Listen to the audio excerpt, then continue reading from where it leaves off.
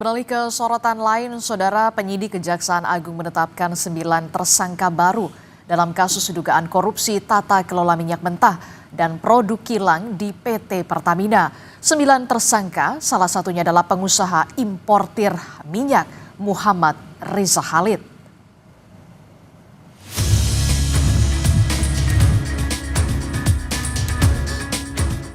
Kejaksaan Agung Kejagung menetapkan 9 tersangka baru dalam kasus dugaan korupsi dalam tata kelola minyak mentah dan produk kilang PT Pertamina Persero dan subholding kontraktor kontrak kerjasama tahun 2018-2023. 9 tersangka itu, Alfian Nasution, VP Supply and Distribusi PT Pertamina Persero tahun 2011-2015, Hanung Budia Yuktianta, Direktur Pemasaran dan Niaga PT Pertamina Persero tahun 2014, Toto Nugroho selaku SVP Integrated Supply Chain tahun 2017-2018.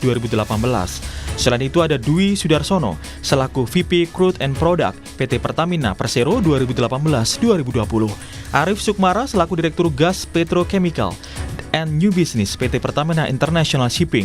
Hasto Wibowo SVP Integrated Supply Chain tahun 2018-2020. Martin Haindranata Business Development Manager PT Trafigura 2019-2021. Indra Putra Harsono Business Development Manager PT Mahameru Kencana Abadi.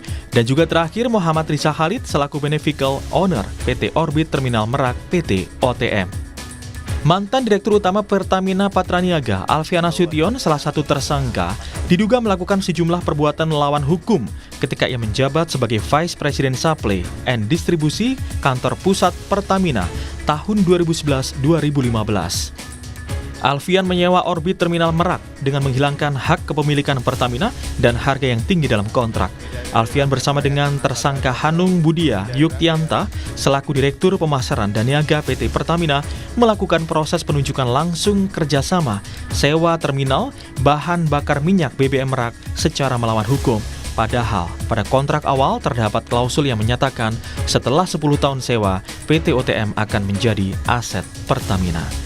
Kejaksaan Agung menyatakan total kerugian negara dalam kasus korupsi Pertamina mencapai 285 triliun rupiah. Kerugian itu meliputi kerugian keuangan negara dan kerugian perekonomian negara.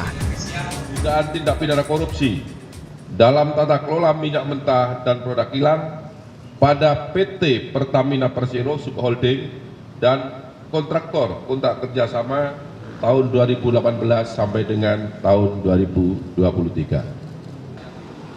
Bahwa kerugian perekonomian negara dan keuangan negara berdasarkan hasil penghitungan yang sudah pasti dan nyata jumlahnya, ya, itu totalnya 285 triliun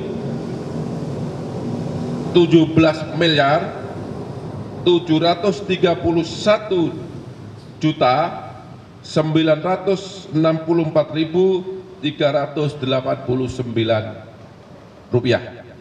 Ini terjadi dari dua komponen. Yang pertama kerugian keuangan negara, yang kedua adalah kerugian perekonomian negara. Jelas ya? Seperti diketahui, penyidik Kejaksaan Agung telah memeriksa 273 saksi dan 16 ahli dalam perkara ini. Total ada 18 tersangka dalam kasus ini. Ke-9 tersangka tahap pertama akan segera disidangkan karena berkas perkara sudah di tangan Jaksa Penuntut Umum. Tim Liputan, Kompas TV.